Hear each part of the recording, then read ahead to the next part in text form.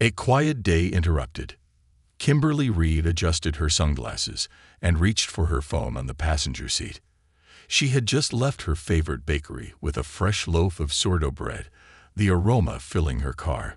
The sun bathed the quiet suburban streets as she drove toward home, her mind on the evening ahead. Her husband, Marcus, a man known for his steadfast resolve and leadership as the city's chief of police, had promised to make it home early for dinner, a rare occurrence. Tonight was supposed to be special. Kimberly hummed along to a soft jazz tune playing on the radio, her fingers tapping lightly on the steering wheel. Her SUV rolled to a stop at a red light, and she took a moment to admire the tree-lined streets and the small shops dotting the neighborhood. This part of town was her sanctuary, a peaceful escape from the bustling city center where Marcus often worked late hours dealing with the chaos of his role. As the light turned green, Kimberly eased forward, her thoughts drifting to the menu she had planned. Marcus loved her homemade pasta, and she had spent the morning gathering fresh ingredients from the local market. It was going to be a quiet, intimate evening. That peace was shattered moments later by the sudden, piercing wail of a siren. Kimberly's heart skipped a beat as the flashing red and blue lights appeared in her rearview mirror. She frowned, her hands tightening on the wheel. She hadn't been speeding or breaking any traffic laws. Why was she being pulled over? With a sigh, she signaled and pulled her car to the curb. Her chest tightened as she rolled down the window, the cool air rushing in to meet her.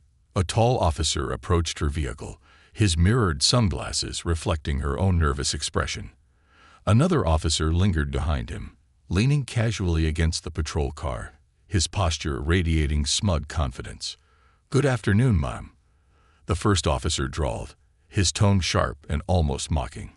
He tapped on the roof of her car with his pen, mind stepping out of the vehicle. Kimberly blinked, her confusion evident. "Excuse me, may I ask what this is about?" The officer's lips curled into a smirk. "Routine check," he replied, though his demeanor made it clear this was anything but routine. "Step out of the car, ma'am." She hesitated, her heart pounding. A part of her wanted to demand an explanation, to stand her ground, but another part, one conditioned by Marcus's countless warnings, told her to comply. Staying calm was the safest option. Reluctantly, Kimberly pushed the door open and stepped out, her heels clicking against the pavement. The second officer, a younger man with a crooked grin, immediately moved to her SUV. Without a word, he began rifling through her belongings. Kimberly's jaw tightened as she watched him toss her grocery bags onto the ground, the bread she had just purchased rolling out and landing unceremoniously in the dirt.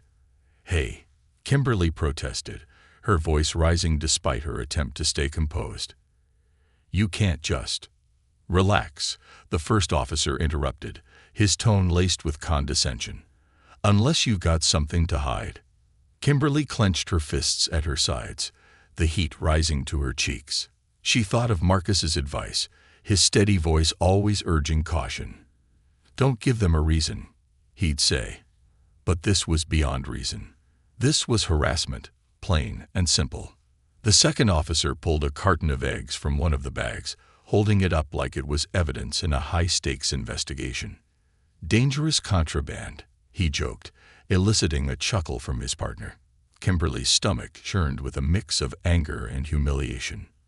"You're wasting my time," she said firmly, her voice steady despite the fire burning in her chest.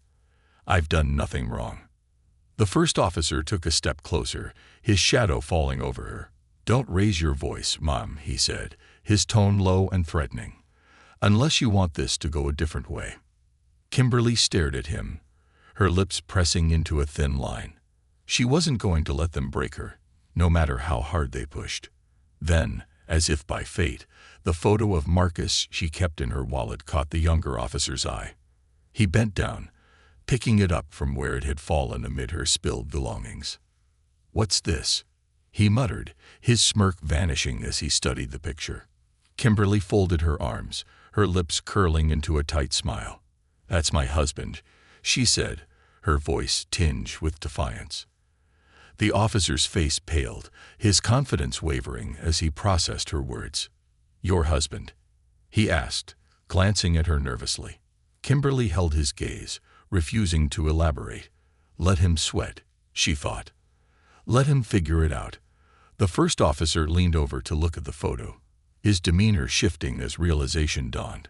The smugness that had dominated the encounter moments ago was replaced by unease. Before either of them could recover, the sound of tires crunching against gravel drew their attention. A sleek black car pulled up behind the patrol vehicle, its tinted windows hiding the occupant. Kimberly's pulse quickened as the driver's door opened, and a figure in a tailored suit stepped out with deliberate precision. Marcus. His presence was commanding, his expression unreadable as he approached. The officers stiffened, their postures betraying their growing panic. Kimberly's heart swelled with a mixture of relief and anticipation. Marcus had arrived, and everything was about to change. The power shift. The unmarked black sedan came to a halt behind the patrol car, its polished surface gleaming under the afternoon sun. The atmosphere shifted immediately, the oppressive confidence of the officers giving way to visible unease. Marcus Reed stepped out of the car with a quiet authority, his tall frame accentuated by his tailored suit. His steps were deliberate, his expression unreadable, but Kimberly recognized a controlled storm brewing behind his eyes. For a moment, the street seemed to still as Marcus approached the scene. His presence was magnetic, and even the two officers, who had been so self-assured moments ago, seemed to falter. Marcus didn't rush. He didn't need to. Every step he took was calculated, exuding a calm dominance that filled the space around him. "Afternoon, officers," he said, his voice deep and steady as he reached them. He didn't look at Kimberly immediately, his attention fixed on the two men standing awkwardly by the patrol car. The younger officer, still holding Kimberly's photo, swallowed hard. His hand trembled slightly as he attempted to slip the picture back onto the pile of belongings strewn on the ground. The older officer, the one who had spoken with such authority earlier, straightened his stance in a weak attempt to regain control. "Can we help you, sir?" the older officer asked, his voice betraying a faint quiver. Marcus finally turned his gaze toward the man, his eyes cold and piercing. "That's my question for you," he replied smoothly. "What exactly is going on here?" The officers exchanged a glance, the silent communication between them riddled with uncertainty. "Just a routine stop," the older officer stammered, forcing a smile that didn't reach his eyes. "Nothing out of the ordinary." Marcus arched an eyebrow, the faintest flicker of disbelief crossing his face. He bent down, carefully gathering Kimberly's scattered belongings. He didn't rush, didn't show a hint of frustration, but every movement carried an unspoken challenge to the officer's behavior. Kimberly watched him silently, her earlier anger simmering into a quiet, simmering resolve. Standing upright, Marcus handed Kimberly her purse and keys with a tenderness that contrasted starkly with the tension in the air. "Are you all right?" he asked her, his voice softening for the first time. She nodded, though her expression remained resolute. "I am now," she replied. "But they've been wasting my time and trying to intimidate me." Marcus's jaw tightened imperceptibly, but his composure remained unshaken. He turned back to the officers, his gaze sharp enough to cut steel. "Wasting her time," he repeated. "That's an interesting way to conduct a routine stop. Care to explain?" The older officer opened his mouth to respond, but Marcus held up a hand, stopping him. "Before you speak," he said, his tone suddenly sharper, "let me make something clear. You're addressing the chief of police of this city. Choose your words carefully." The color drained from both officers' faces. The older officer's mouth worked soundlessly for a moment before he managed to stammer. We didn't realize, sir." "That much is obvious," Marcus cut in. He gestured toward the mess on the ground. "You've gone through her belongings, scattered them across the street, and treated her with blatant disrespect, all under the guise of a routine stop. We thought," the younger officer began, but Marcus silenced him with a withering look. "Don't tell me what you thought. Marcus said, his voice low and dangerous. "Tell me what you know. What probable cause did you have to pull her over? What specific suspicion justified this search?" Neither officer answered immediately. Their silence spoke volumes, and Marcus took a step closer, his towering presence making them seem smaller with each passing second. "That's what I thought," Marcus said coldly. "You had no cause. This wasn't about enforcing the law. This was about abuse of power." The older officer bristled slightly, his pride flaring in a last-ditch effort to save face. "Sir, with all due respect, we were just doing our job.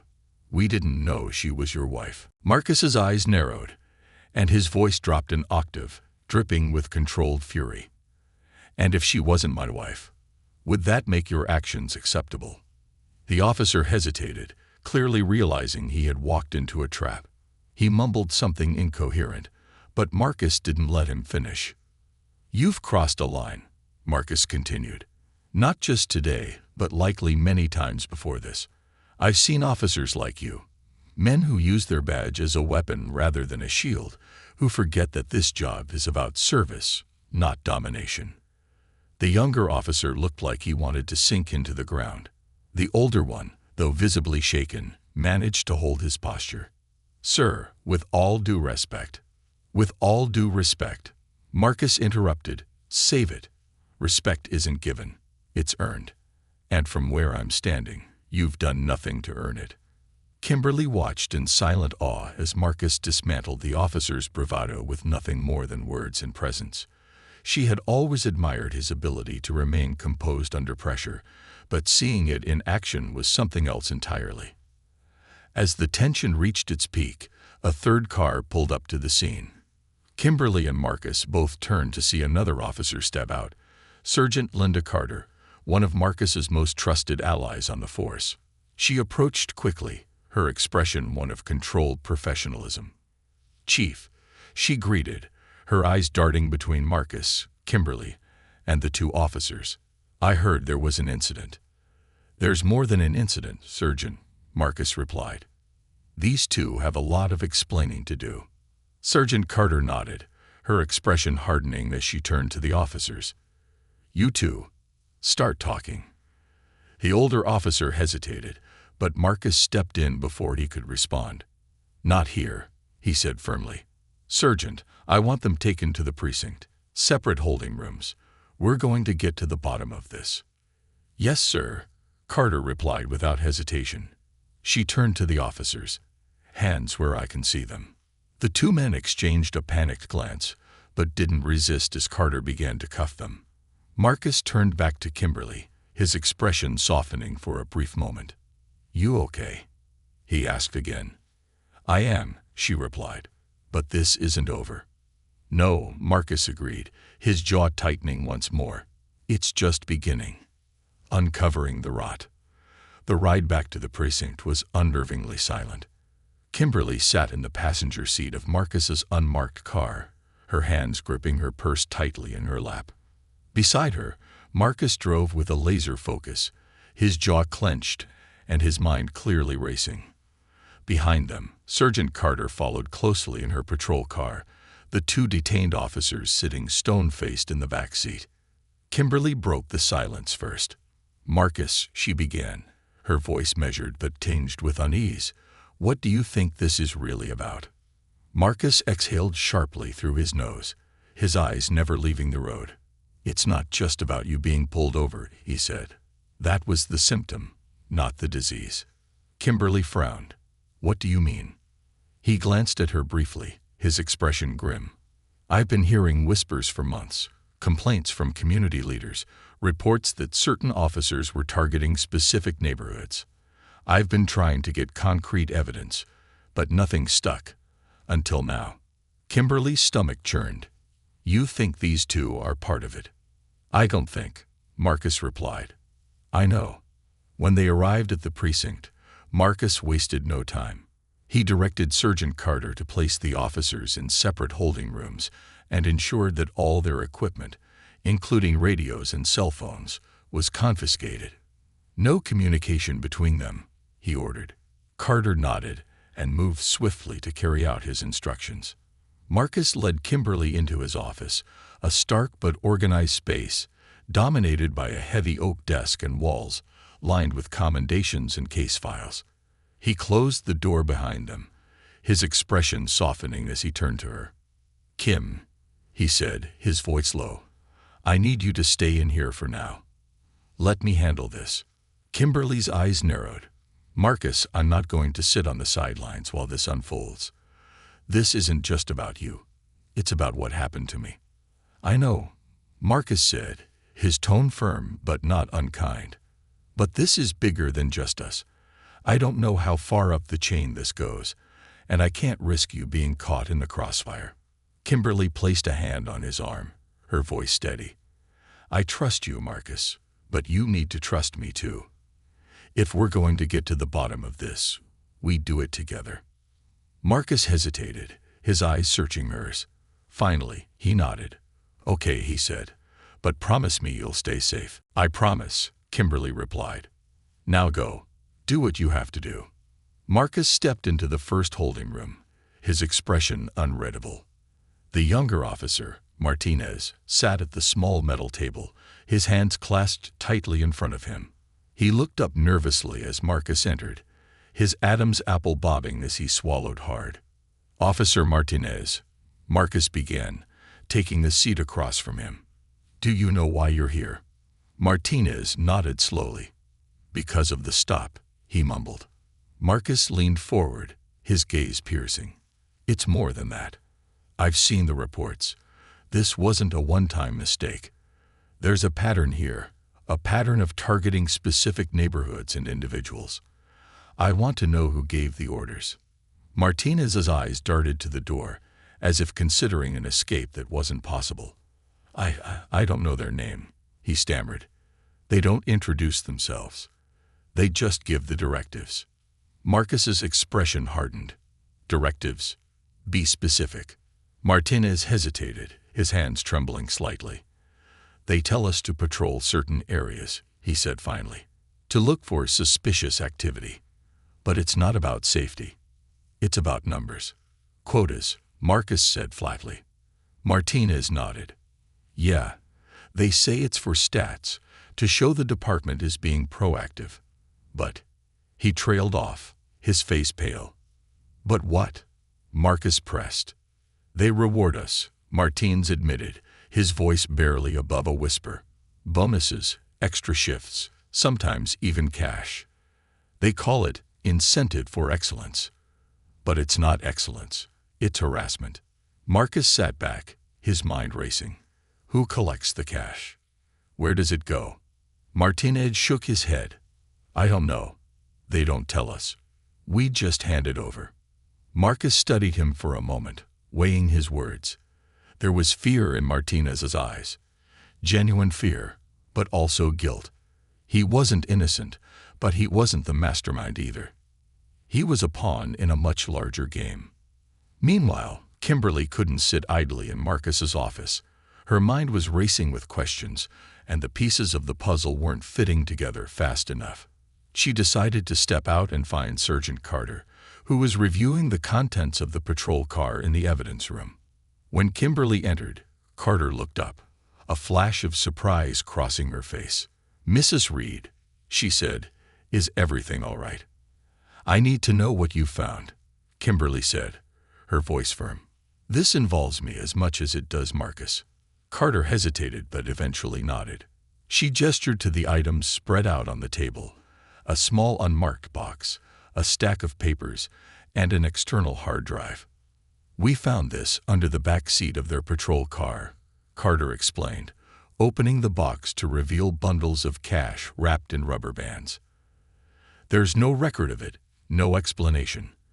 And this," she continued, holding up the hard drive, "might hold the answers we're looking for." Kimberly frowned. "Have you checked it yet?" "Not yet," Carter admitted. "I was waiting for the chief." "Well, let's not waste time," Kimberly said, stepping forward. "Plug it in." Minutes later, Kimberly and Carter sat in the precinct's tech room, staring at the monitor as files loaded from the hard drive. At first, the contents seemed mundane: spreadsheets, memos, and reports. But as they delved deeper, the true nature of the files became clear. The spreadsheets were detailed records of traffic stops, each one listing the date, location, and race of the individual stopped. Kimberly's stomach turned as she read through the entries. Over 90% of the stops targeted Black or Latino drivers, and many of the reasons listed were vague at best. Suspicious vehicle, unfamiliar individual, possible gang affiliation. "This isn't law enforcement," Kimberly said, her voice shaking with anger. "This is systemic profiling." Carter nodded grimly. "It gets worse," she said, opening a folder of scanned documents. The pages were filled with handwritten notes and emails, all laced with coded language that was thinly veiled at best. Directives to keep the stats high, to focus on high-visibility neighborhoods, and to maintain a presence where it matters. "What does that even mean?" Kimberly asked, her frustration mounting. "It means someone higher up is orchestrating this," Carter replied. "And they're hiding behind these officers to do it." The final file they opened was a video labeled Operational Briefing. As the footage played, Kimberly and Carter watched in stunned silence. The video showed a man, his face partially obscured, addressing a room full of officers.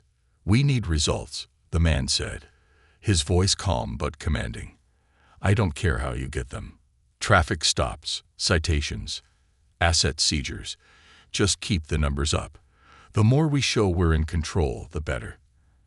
And remember, there's always a reward for those who excel." The video ended, leaving a heavy silence in its wake. Kimberly turned to Carter, her heart pounding. "We need to show this to Marcus," she said. Carter nodded, her expression grim. "And we need to find out who that man is." Back in the holding room, Marcus finished his questioning with Martinez and stepped out into the hallway, his mind churning. As Kimberly and Carter approached, he could see the urgency in their faces. "What is it?" he asked. Kimberly handed him a flash drive. "Evidence," she said simply. "And it's damning." As Marcus inserted the drive into his laptop and reviewed the files, his expression darkened. By the time he finished watching the video, his fists were clenched at his sides. "This isn't just corruption," he said, his voice low. "This is an operation, and we're going to take it down, every last piece of it." Beneath the surface, the precinct buzzed with a nervous energy, whispers traveling like electricity through the hallways.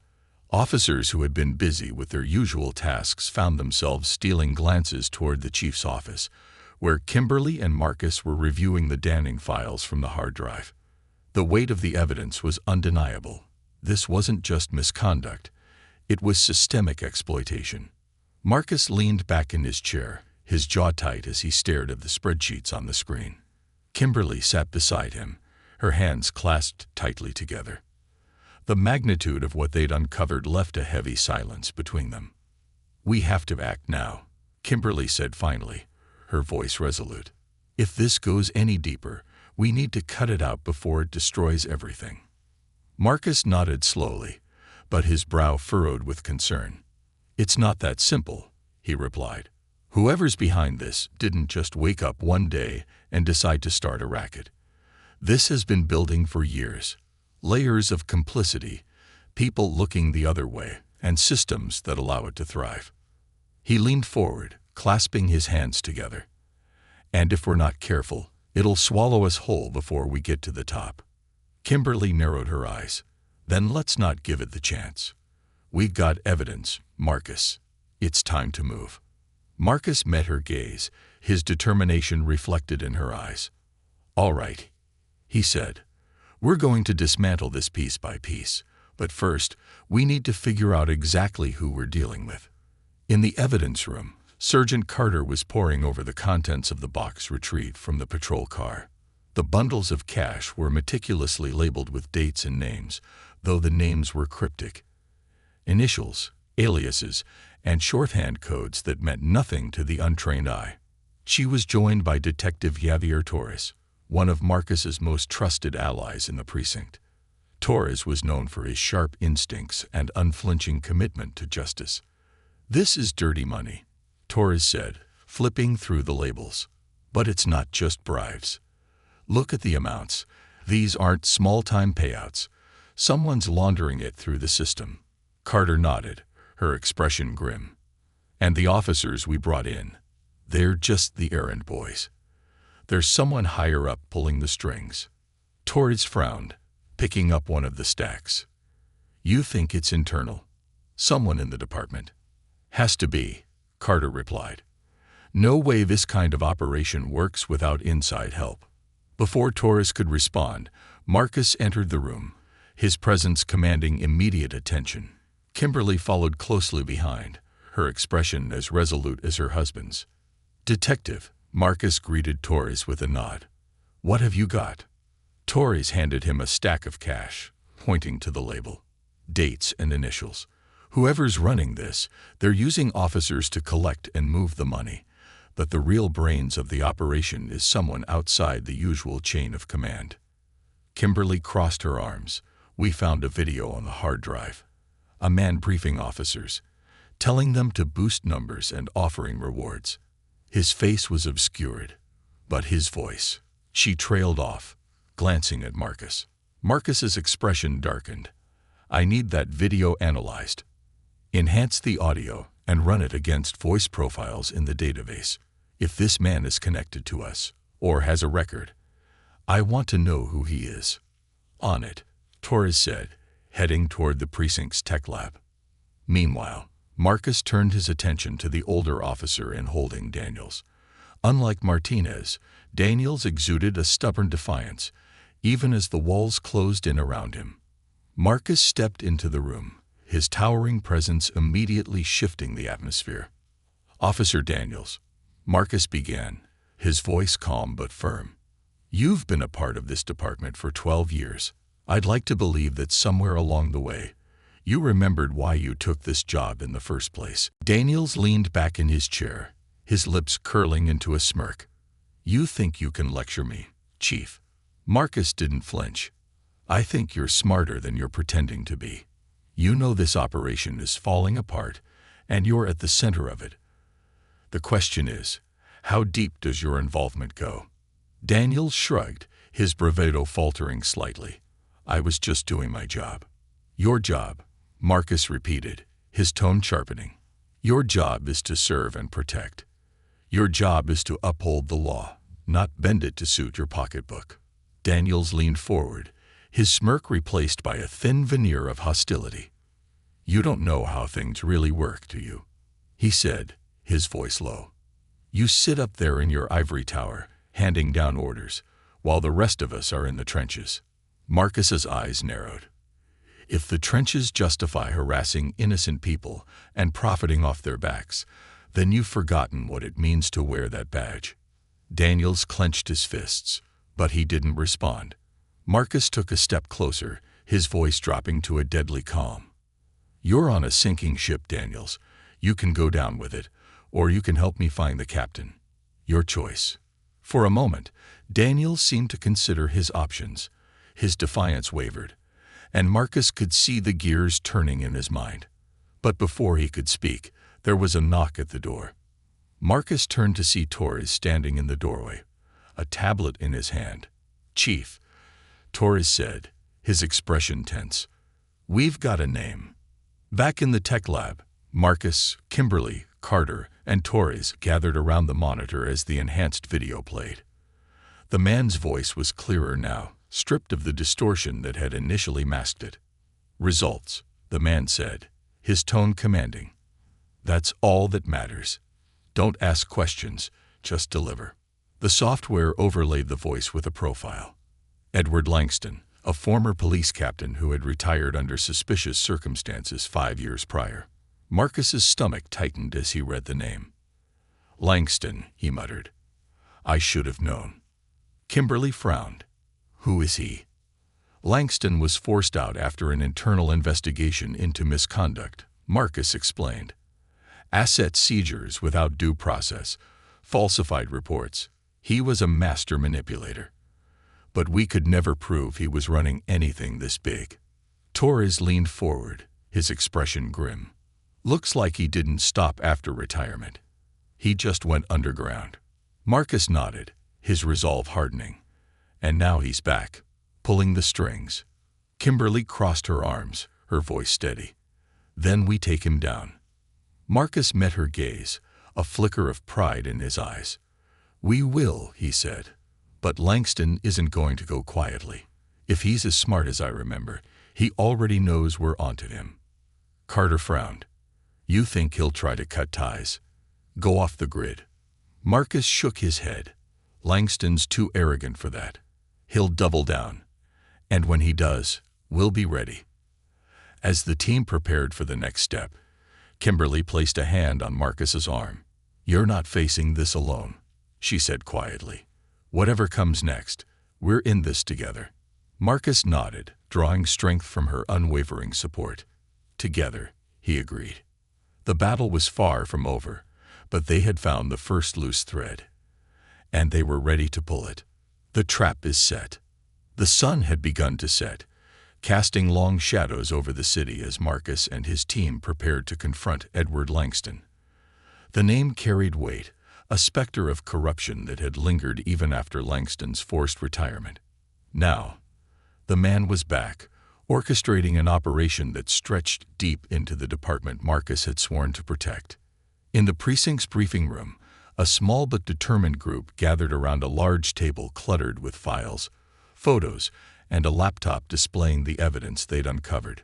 Marcus stood at the head, his commanding presence filling the room. Langston isn't just another dirty cop, Marcus began, his voice steady but firm. He's a strategist, a manipulator. For years, he's used the system to his advantage, and now he's using it to line his pockets while tearing our community apart. Kimberly sat beside him, her expression resolute. Though she wasn't officially part of the operation, her insight and connection to the case had become invaluable. She had insisted on being there, and Marcus didn't have the heart to deny her. Sergeant Carter leaned forward, her arms crossed over the table. If Langston is as smart as you say, he's already expecting us to move against him. Marcus nodded. That's why we're going to turn his own tactics against him. He's built this operation on fear, deception, and control. We're going to dismantle it piece by piece, and we're going to make sure he knows it's coming. Detective Torres tapped the screen of his tablet, pulling up a map of the city. Several locations were marked in red: precincts, patrol zones, and neighborhoods disproportionately targeted by Langston's operation. These are his pressure points, Torres explained. We've cross-referenced the data from the hard drive with internal reports. Langston's strategy revolves around targeting high-visibility areas, creating the illusion of control while quietly funneling money and resources out of the system. Kimberly frowned as she studied the map. If we expose these pressure points, we'll expose his entire operation. Exactly, Marcus agreed. But we can't just go public. If Langston gets wind of this, he'll disappear before we can pin him down. Torres gestured to another set of documents on the table. That's where the sting comes in. We've identified a location where Langston's money is being moved, a storage facility on the edge of town. If we hit it at the right time, we can catch his people in the act. Kimberly raised an eyebrow. And Langston? Marcus's jaw tightened. He'll be there, he said.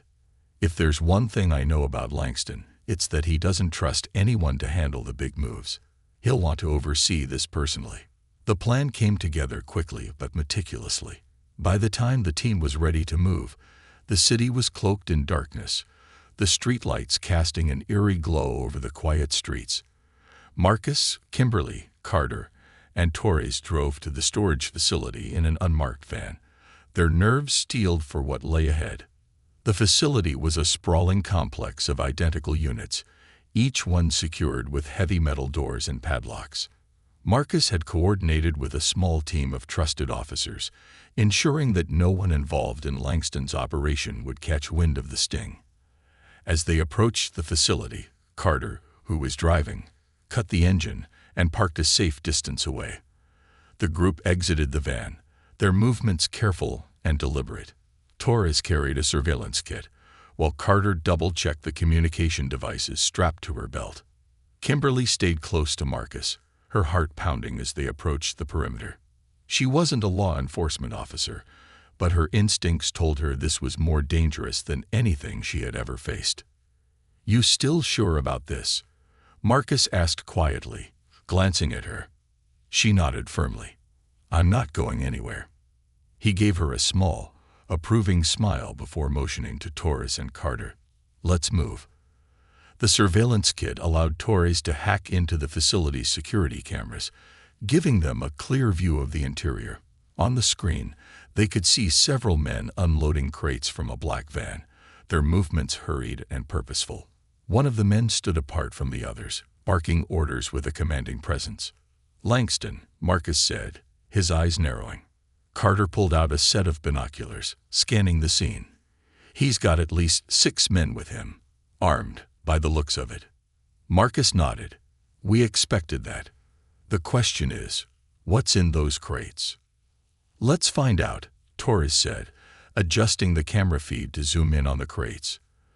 The image sharpened, revealing bundles of cash and what appeared to be confiscated weapons, evidence that had likely been seized during traffic stops and raids, now being funneled into Langston's operation. "Bingo," Torres muttered. Kimberly's stomach turned as she watched the scene unfold. "This isn't just about money," she said quietly. "He's using the system to build his own empire." Marcus placed a hand on her shoulder, his expression grim. Not for much longer. The sting unfolded with surgical precision. Marcus had coordinated with a SWAT team that lay in wait, positioned to move in as soon as the signal was given. The team moved swiftly, surrounding the facility and cutting off any potential escape routes. When the moment came, Marcus gave the signal. The SWAT team moved in, their shouts and the sound of breaking glass shattering the quiet night. Langston's men scrambled, some attempting to flee while others reached for their weapons. It was chaos, but it was controlled chaos, orchestrated by Marcus and his team. Langston, however, didn't run. He stood his ground near the crates, his face a mask of calm disdain, even as officers surrounded him. Marcus approached him, his steps deliberate. "Edward Langston," he said, his voice steady. "It's over." Langston smirked, spreading his arms as if to surrender. "Is it, though?" he replied. "You may have won this round, Chief, but you and I both know this game is bigger than you." Marcus didn't flinch. "This isn't a game," he said coldly. "And you're done." As Langston was cuffed and led away, Kimberly watched from a distance, her chest tightening with a mix of relief and anger. This man had orchestrated so much pain, so much injustice, and now, finally, he would face the consequences. Marcus joined her, his expression softening as he placed a hand on her back. "It's not over yet," he said quietly, "but this is a start." Kimberly nodded, her resolve unwavering. "Then let's finish it." The sting had been a success, but the battle wasn't over. They had exposed Langston's operation, but now they had to dismantle it completely and ensure that the system he had exploited would never allow something like this to happen again. The road ahead was long, but together, Marcus and Kimberly were ready to see it through to the end. As the SWAT team secured the storage facility and rounded up Langston's men, Marcus remained on high alert. His instincts told him that Langston's operation wasn't limited to this one location. This was a critical blow, but the true depth of the corruption remained unseen. Kimberly stood beside him, her eyes scanning the scene as officers cataloged the evidence filling out of the crates. "This is just the tip of the iceberg," she said, her voice low. "Langston's too smart to put all his cards in one place." Marcus nodded, his gaze fixed on Langston, who was now being escorted into the back of a patrol car. Despite his arrest, Langston wore a smug expression, as if the situation were merely a minor inconvenience. "He's still playing the game," Marcus muttered. "He thinks he can outmaneuver us." Kimberly touched his arm. "Then let's make sure he doesn't." As the scene was secured, Marcus called for a debriefing back at the precinct. The evidence collected from the facility was loaded into secure vans, bundles of cash, stolen property, confiscated weapons, and documents that hinted at a much larger operation. Marcus, Kimberly, Sergeant Carter, and Detective Torres returned to the station, the weight of the night's events pressing heavily on them. In the precinct's conference room, the team laid out the evidence. Marcus stood at the head of the table, his arms crossed as he addressed the group. "This operation isn't just about Langston," he began. "He's the face, but there are others working behind the scenes. We need to identify his network, everyone who's been complicit, from the officers on the ground to the people financing this." Carter flipped through a folder of documents recovered from the storage facility. "These records are incomplete," she said. "Langston's been careful to keep his tracks covered. But there are enough names here to start connecting the dots." Torres nodded, tapping on his tablet. "I've cross-referenced these names with department records. Some of them are retired officers like Langston. Others are active, but they're not high-ranking. It's a web, small players doing the dirty work, feeding into something bigger." Kimberly leaned forward, her fingers tracing a name on one of the documents. "What about the money? If Langston was moving this much cash, someone had to be laundering it." Marcus met her gaze. "That's our next target," he said. "Langston's arrogant, but he's not stupid. He wouldn't keep all his assets in one place. We need to follow the money." While Torres and Carter worked on mapping out Langston's network, Marcus prepared to interrogate Langston himself. Kimberly insisted on observing, her presence a silent reminder of why this fight mattered. In the sterile confines of the interrogation room, Langston sat calmly, his cuffed hands resting on the table. His smug demeanor hadn't faded, and he greeted Marcus with a faint smile. "Chief Reed," Langston said smoothly, "I have to admit, you've got style. That was a bold move tonight." Marcus didn't sit. He loomed over the table, his arms crossed. "Save the theatrics, Langston. You're done. The only question is how much damage you'll take on the way down." Langston chuckled. "You think you've won. You've barely scratched the surface." Marcus leaned in, his voice low and sharp. "Then enlighten me. Who else is involved? Who's funding you?" Langston's smile widened. "You think I'll just hand over my allies? You've got the wrong idea. Chief, I've been in this game longer than you've been wearing that badge. I know how the system works, and I know how to beat it." Marcus's jaw tightened, but he didn't rise to the bait. "You've already lost, Langston. We've got enough evidence to bury you. Your men are talking, and your operation is unraveling. The only question is how much you're willing to give up to save yourself." For the first time, Langston's smile faltered. He leaned back in his chair, his eyes narrowing as he studied Marcus. "You're playing a dangerous game," he said. "You think you can clean up this city, but you don't know what you're up against. There's always another Langston waiting in the wings." "Then we'll take them down too," Marcus replied coldly. "One by one, if we have to." Langston's expression hardened, and he fell silent. Marcus stepped back, his posture unwavering. "Enjoy your silence while it lasts," he said. "It won't save you." Back in the conference room, Kimberly was reviewing the evidence with Carter and Torres when Marcus returned. His expression was grim, but his resolve was unshaken. "Langston's not giving anything up," he said, "but we got enough to keep him behind bars for a long time." Torres gestured to the documents spread across the table. "We've identified a few key players in his network, officers, former officers, and even a couple of local business owners. But there's still a missing link. Someone's coordinating all of this, and it's not just Langston." Kimberly frowned. "Someone higher up." "Maybe," Carter said. "Or someone with access to resources Langston doesn't have. This kind of operation doesn't run on loyalty alone. There's a bigger motive here: money, power, or both." Marcus nodded. "Then we keep digging. Langston's arrest is just the beginning. We take this all the way to the top." Kimberly placed a hand on his arm, her voice steady. We will. Together. Marcus looked at her, drawing strength from her determination.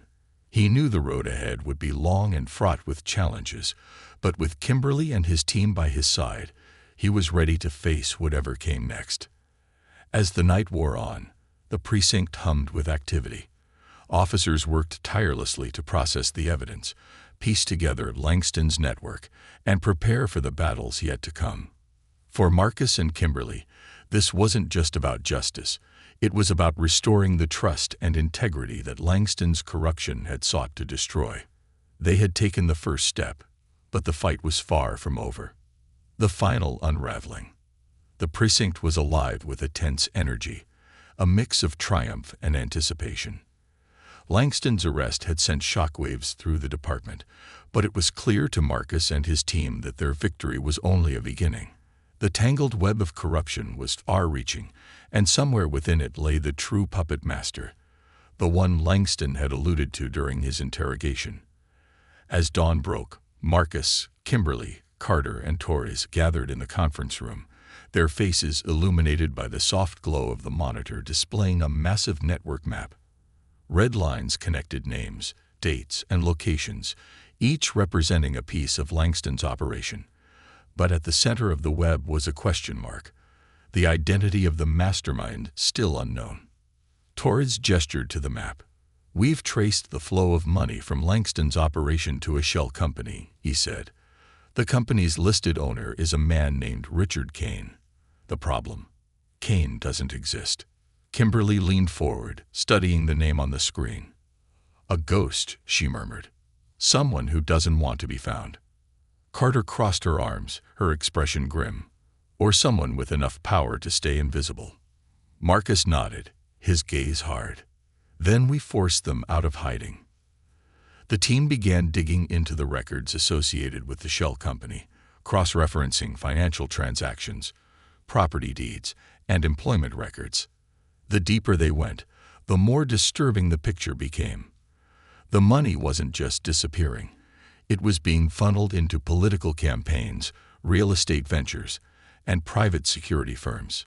It was a self-sustaining ecosystem of corruption, designed to shield its architects from scrutiny. As the hours passed, a breakthrough came.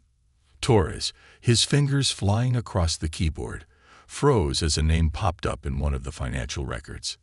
"Chief," he said, his voice sharp, "you're going to want to see this." Marcus and Kimberly moved to stand behind him, their eyes scanning the screen. Highlighted in the document was a single entry, a wire transfer from the shell company to a private account belonging to Deputy Commissioner Philip Mathers. Marcus's blood ran cold. Mathers was one of his most senior officers, a man he had trusted for years. He had been an advocate for reform, a staunch supporter of cleaning up the department, or so Marcus had believed. "Mathers," Kimberly said, her voice laced with disbelief. "He's been involved in this." Marcus's jaw tightened. "It explains a lot," he said. "He's had access to everything. Budgets, personnel files, operational plans. He could have been feeding Langston everything he needed." Carter exhaled sharply. "And using Langston to keep his own hands clean." Torres nodded. "Mathers is the missing link. If we take him down, the whole operation collapses." The confrontation was inevitable. Marcus knew he couldn't afford to let Mathers slip away, but he also understood the risks. Mathers wasn't just a high-ranking officer. He was politically connected, with allies in both the department and the city's government. Taking him down would send shockwaves through the entire system. Marcus called for a meeting with Mathers under the guise of discussing Langston's arrest. Kimberly, Carter, and Torres observed from a hidden surveillance room, their eyes glued to the monitors as Marcus entered Mathers' spacious office. Mathers greeted him with his usual warmth, a friendly smile that now seemed chillingly disingenuous. "Marcus," he said, gesturing to a chair. "Good to see you. I heard about Langston. Hell of a catch." Marcus didn't sit. He stood tall, his expression unreadable. "We need to talk," he said simply. Mathers raised an eyebrow, his smile faltering slightly. "All right," he said, leaning back in his chair. What's on your mind? Marcus reached into his jacket and pulled out a folder, placing it on the desk. This, he said, his voice steady. Mathers opened the folder, his eyes scanning the documents inside. His face remained impassive, but Marcus didn't miss the slight tightening of his jaw. I'm not sure I understand, Mathers said, closing the folder and folding his hands on the desk. Don't play coy, Marcus said, his tone sharp. The wire transfers, the shell company, the funding for Langston's operation. It all leads back to you. Mathers's smile returned, but it was colder now. These are serious accusations, Marcus. I hope you have more than a few papers to back them up. I do, Marcus replied. And so does the DA. Mathers's eyes flickered with something. Panic, perhaps, though it was quickly buried beneath his practiced calm. You're making a mistake, he said. Do you have any idea what you're up against? Marcus leaned in, his voice dropping to a dangerous calm. I know exactly what I'm up against, and I know you've been using your position to protect yourself while you let others take the fall. Mathers stood, his expression hardening. You think you can bring me down? Do you know how many people rely on me? How much I've done for this city? Save the speech, Marcus said coldly. You've built an empire on lies and exploitation. And it ends now. As Marcus exited Mathers' office, he signaled to Carter and Torres, who moved in to place Mathers under arrest. The once confident deputy commissioner was led away in cuffs, his protests echoing through the precinct. Kimberly met Marcus in the hallway, her eyes searching his. Is it over? She asked. Marcus exhaled deeply, the weight of the night settling on his shoulders. For Langston and Mathers, yes. But for the department, for the city, that's going to take time. Kimberly placed a hand on his arm, her voice steady. Then we take that time, step by step. Marcus nodded, drawing strength from her resolve. Together, they had faced down corruption at its highest levels, and together they would rebuild what had been broken. As the precinct quieted, Marcus looked out over the city he had sworn to protect. The fight wasn't over, but for the first time in a long time, he felt hope. A hope fueled by the unwavering support of those who stood with him, and the knowledge that justice, though slow, would prevail.